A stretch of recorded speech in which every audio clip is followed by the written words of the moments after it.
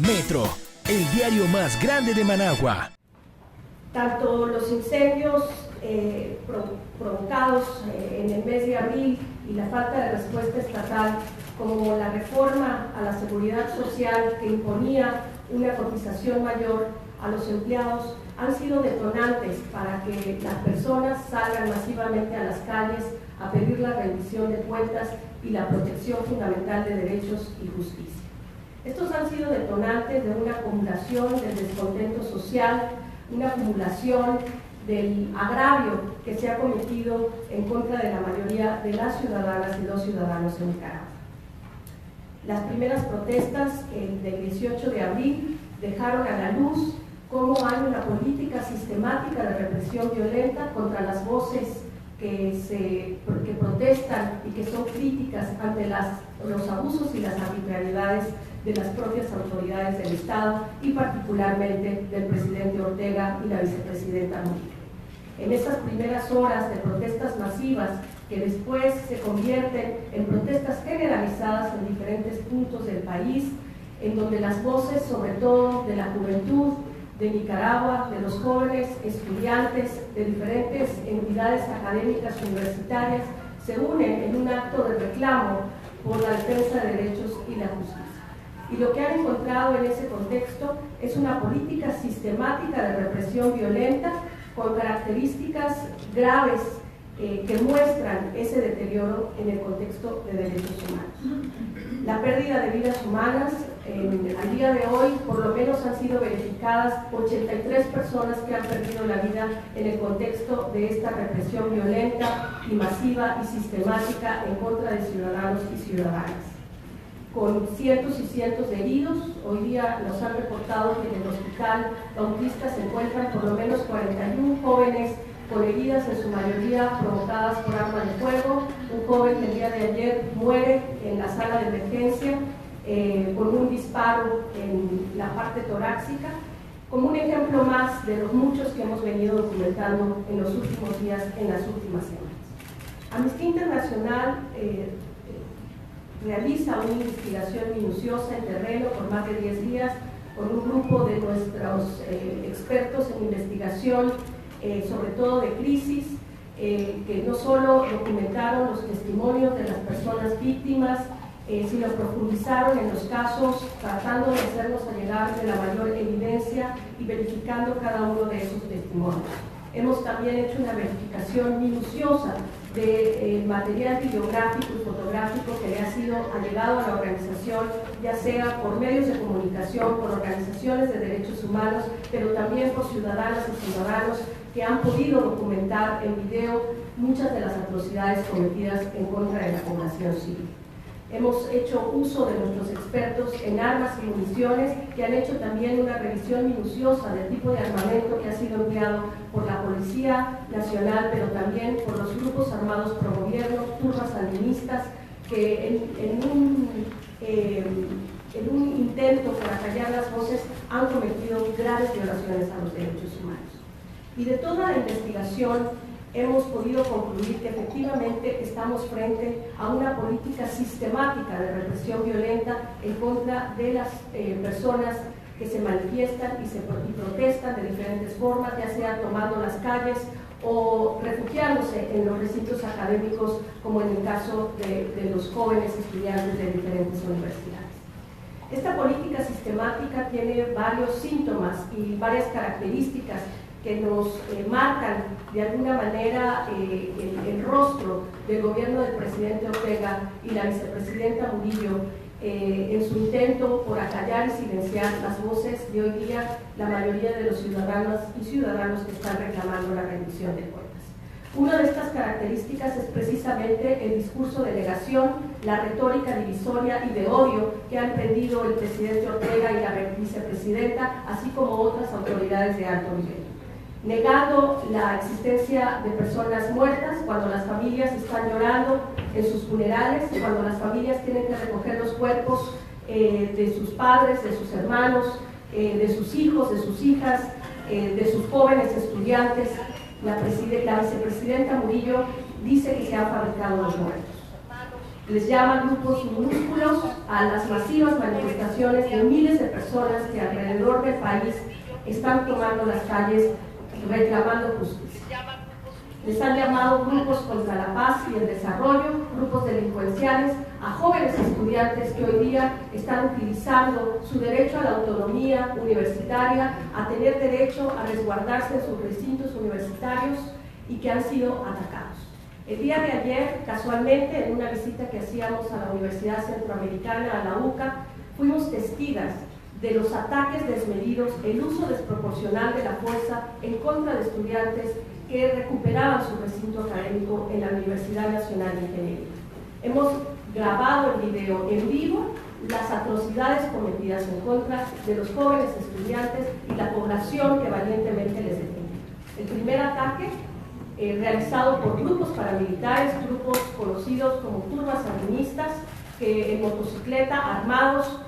han disparado en contra del recinto y en contra de los jóvenes que ahí se encontraban.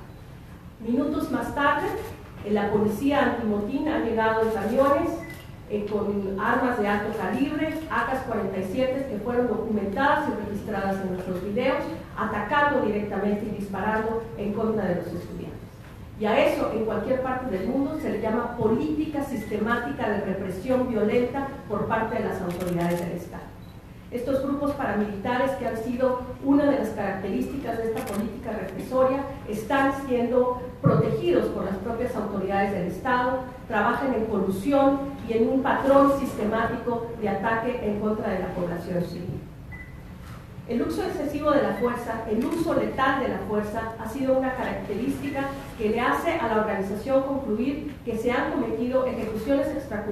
extrajudiciales en manos de las fuerzas policiales y en manos de los grupos paraestatales, parapoliciales que operan en colusión con el Estado.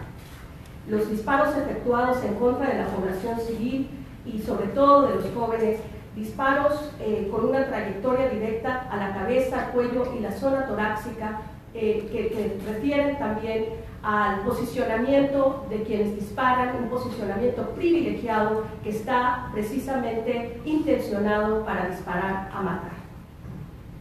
Estos patrones que hemos estado documentando, que documentamos el día de ayer, hacen referencia a graves violaciones a los derechos humanos, pero también a crímenes bajo el derecho internacional, cuya justicia tiene que escuchar los testimonios de todas estas víctimas.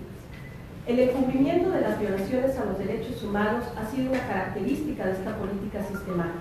Un encubrimiento que va desde el intentar controlar a los medios de información para que no difundan videos y fotografías que son evidencia clara de las atrocidades y los abusos y las arbitrariedades que se están cometiendo en contra de la población civil. Pero más preocupante es la omisión que han tenido las autoridades para resguardar escenas del crimen, las omisiones que han tenido para realizar exámenes médicos forenses y otro tipo de pruebas forenses que pudieran servir de evidencia sólida en investigaciones imparciales y expeditas sobre estas graves violaciones a los derechos humanos.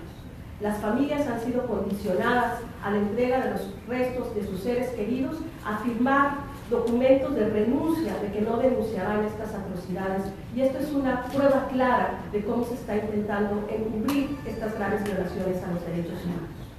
Los obstáculos de acceso a la justicia a las familias, el hostigamiento, la persecución, las amenazas de las cuales han tenido que enfrentarse en su dolor son una muestra clara de la indolencia y la negligencia de las autoridades del Estado al más alto nivel. La denegación de atención médica que hemos visto durante todas estas semanas de protesta en centros hospitalarios públicos cuya obligación es atender de manera urgente cualquier solicitud de personas heridas, sin importar de quiénes se trata, sin importar si son civiles, policías, oficiales, etc., ha sido una característica clave de esta política represiva y violenta. El caso de Álvaro y Alvarito, como lo conocen ustedes, que se ha convertido en una cara emblemática del reclamo por justicia, es un caso emblemático de la denegación del acceso a la salud y cómo esta puede tener implicancias precisamente para que se generen estas condiciones en las que nosotros referimos se han cometido ejecuciones extrajudiciales. Sin duda alguna, el país se encuentra en una encrucijada en donde la mayor responsabilidad recae en el presidente Ortega y la vicepresidenta Murillo. Hemos hecho un reclamo porque pare la represión, porque se reconozca la grave crisis de derechos humanos que hoy día enfrentan las nicaragüenses y los nicaragüenses en cada rincón del país. Amnistía Internacional ha documentado durante estos días el hostigamiento y la persecución contra líderes estudiantiles que en su intento por mantener una resistencia cívica y pacífica han sufrido de las peores persecuciones, amenazas, han tenido que salir de sus hogares, abandonando a sus familias, han tenido que cortar comunicación con sus padres y sus madres precisamente por el temor de las represalias en contra de ellos. El día de ayer pudimos ser testigos no solo de estos ataques desmedidos en contra de la población joven del país, sino que además pudimos ver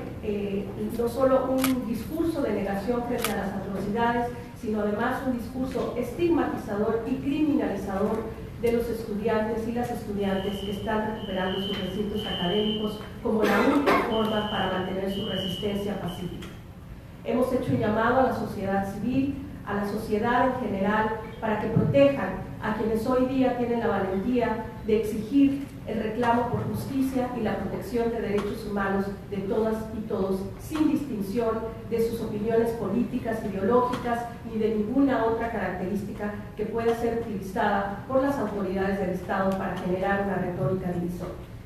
El presidente Ortega y la vicepresidenta Murillo son los mayores responsables por la protección de los derechos humanos. El presidente Ortega, a diferencia de otros países, es el jefe supremo de la Policía Nacional, sin ningún intermediario, y es él el que tiene que poner fin a la represión violenta en contra de quienes hoy están reclamando justicia. Metro, el diario más grande de Managua.